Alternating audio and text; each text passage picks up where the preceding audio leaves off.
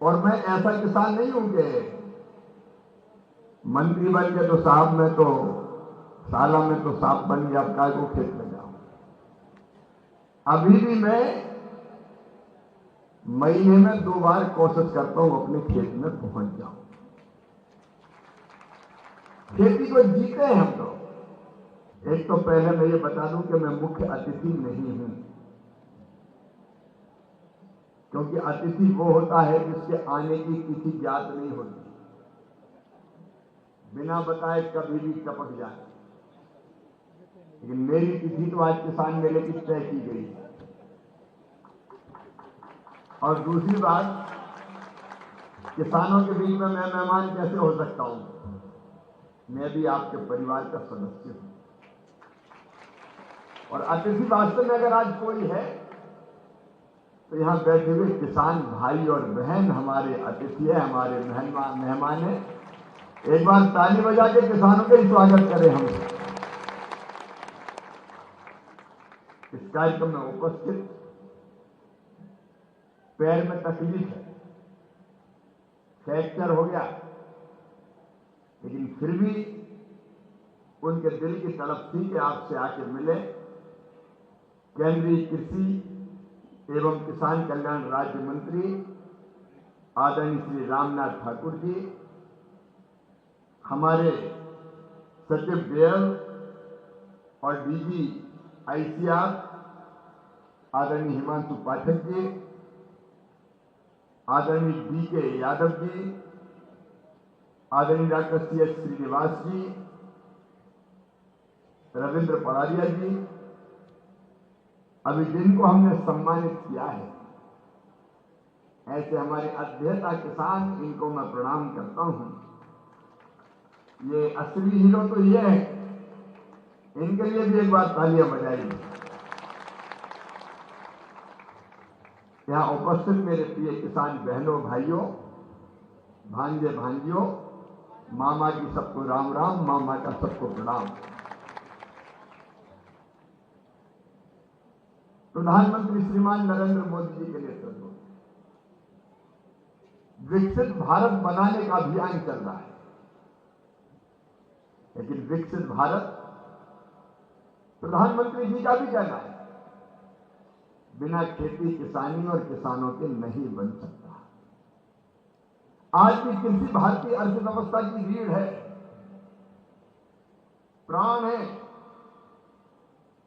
और खेती की आत्मा किसान है। और मैं कृषि मंत्री, ना अतिथि ना मुख्य अतिथि, मैं तो आपका सेवक हूं। किसान की सेवा मेरे लिए भगवान की पूजा है। और इसी भाव से प्रधानमंत्री श्रीमान नरेंद्र मोदी जी का संकल्प पूरा करने के लिए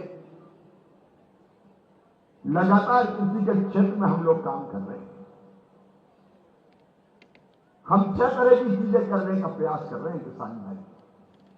और मैं किसान भाइयों कह रहा हूं तो मैं भी किसान हूं। अभी कद्दू की बात कर रहे थे रामनाथ जी, आपने तो 40-50 साल पहले कद्दू लगाए थे। मेरे खेत में आज भी कद्दू लगा हुआ है, अभी कद्दू की खेती कर रहा हूं। शिमला मिर्च भी है, टमाटर भी है, रेट कम हो गए। जब बम्पर, राम राम भैया, जब क्रॉप बम्पर आती है तो कई बार कीमतें गिरती है। लेकिन मैं फूलों की खेती भी करता हूं, गेंदा भी है, जरबेरा भी है, खुले में गिलाई डोला भी लगाता हूं, गेहूं की और धान की खेती भी करता हूं। और मैं ऐसा किसान नहीं हूं कि मंत्री बन के तो साहब में तो साला में तो साहब बन गया, अब काय को खेत में जाऊं। अभी भी मैं महीने में 2 बार कोशिश करता हूं अपने खेत में पहुंच जाऊं। खेती को जीते हैं हम लोग। और इसलिए कैसे देश में, वैसे मैं बधाई देता हूं, आईसीआर को भी बधाई देता हूं। आज जिस तरह की किस्में उन्नत किस्में हमने लगाई दिखाई है, लाइव प्रदर्शन है, एक तरह से वो अपने आप में बड़ी उपलब्धि है। एक बार आईसीआर के लिए ताली बजा दी जाए। हमारे साइंटिस्ट बैठे हैं, वो दिनों रात परिश्रम कर रहे हैं। मीडिया के मित्रों के माध्यम से हम अपनी बात लोगों तक पहुंचा रहे हैं। हमारा संकल्प है नंबर 1 उत्पादन बढ़ाना, पर हेक्टर उत्पादन अभी भी बढ़ाना है। आज मुझे गेहूं की वैरायटी के बारे में बताया कि 80 क्विंटल एक हेक्टर में गेहूं का उत्पादन हो सकता है और हो रहा है कुछ जगह।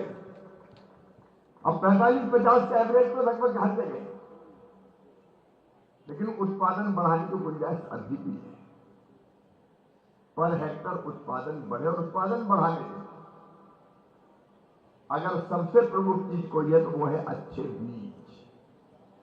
आज मैंने देखा कि बीज के लिए लाइन लगी, किसान अच्छे बीज चाहते हैं और अच्छे बीज की वैरायटी तैयार करने का काम भारतीय कृषि अनुसंधान परिषद कर रही है। वह एक चीज मुझे अभी लगती है जिस पर तेजी से काम करने की जरूरत है, और हम करेंगे, कि अच्छे बीज जल्दी से जल्दी किसानों तक कैसे पहुंच जाए। नहीं तो यहां को हमने देखा कि पालक के पत्ते कितने बड़े बड़े, गेहूं भी देखी, सरसों भी देखी, फूलों के रंग भी देखे, सब्जियों की छटा भी देखी, लेकिन ये छटा कितने जल्दी किसानों के खेत में पहुंच जाए, ये जो टाइम पीरियड है। प्रधानमंत्री जी ने 109 वैरायटियां जारी की बीजों की किस्में, ये कितने जल्दी हम किसान तक पहुंचा पाए खेत में। Breeder seed, foundation seed, certified seed, उसके बाद किसान के हाथ लगता है। और जब कोई और ऐसा तरीका निकालेंगे जिससे कुछ चीजें और जल्दी हम कैसे कर पाए। उन्नत बीज किसान को मिल जाए तो बाकी काम किसान अपने आप कर लेगा। तो उत्पादन बढ़ाना, दूसरा उत्पादन की लागत घटाओ। उन्नत बीज पहुंचाने के लिए ये बात बिल्कुल सही रामनाथ जी ने भी कही और पाठक जी ने भी उल्लेख किया, विज्ञान और किसान को जोड़ना पड़ेगा, लैब टू लैंड। और जब पाठक जी, एक प्रयोग हमने शुरू किया है आधुनिक कृषि चौपाल, जिसमें वैज्ञानिक और किसान की बात होती है, लेकिन वो अभी पॉपुलर नहीं पाया। इसलिए मैं आईसीआर को निर्देशित करता हूं इस कार्यक्रम को अपने हाथ में ले ले। वैज्ञानिक और किसान हर महीने एक जगह बैठकर खेतों में चर्चा करें और उस चर्चा का प्रसारण पूरे देश के किसानों के लिए किया जाए, ताकि महीने भर में जितने नए प्रयोग हो उसके बारे में एक जगह वैज्ञानिक बताएं और बाकी जगह किसान देखें और देख के सीखें। ठीक बात है कि नहीं, बताओ भाई। और प्रयोग हो गया लैब में, किसान तक पहुंचे ही नहीं, तो प्रयोग का लाभ कैसे मिलेगा। इसलिए अगले महीने से आधुनिक कृषि चौपाल आईसीआर के निर्देशन में किया जाएगा। साइंटिस्ट उसकी भूमिका तैयार करें, इस महीना कौन सा विषय, और उस पर किसानों से सवाल मंगाए तो वो कौन कौन सी जानकारी चाहते हैं, और फिर कुछ किसान पूछे, वैज्ञानिक बताए या उन्नत अध्येता किसान भी बताए कि हमने ऐसा किया और उसका ये फायदा हुआ, और वो बात टीवी के माध्यम से पूरे देश में लाइव टेलीकास्ट की जाए या रिकॉर्ड करके टेलीकास्ट की जाए, प्रचार करके, ताकि किसान देख ले कि कहां कहां क्या काम हो रहा है और वैज्ञानिकों ने कौन कौन से अनुसंधान किए। दूसरी चीज है उत्पादन की लागत घटानी पड़ेगी। अब पैदावार बढ़ गई और लागत बहुत लगी तो फायदा थोड़ी होता है। वैसे उत्पादन बढ़ने से भी लागत घटती है। अगर पर हेक्टर ज्यादा उत्पादन हो जाता है तो लागत भी घट जाती है। लेकिन लागत घटाने की कई योजनाएं आज विस्तार से बात नहीं करता।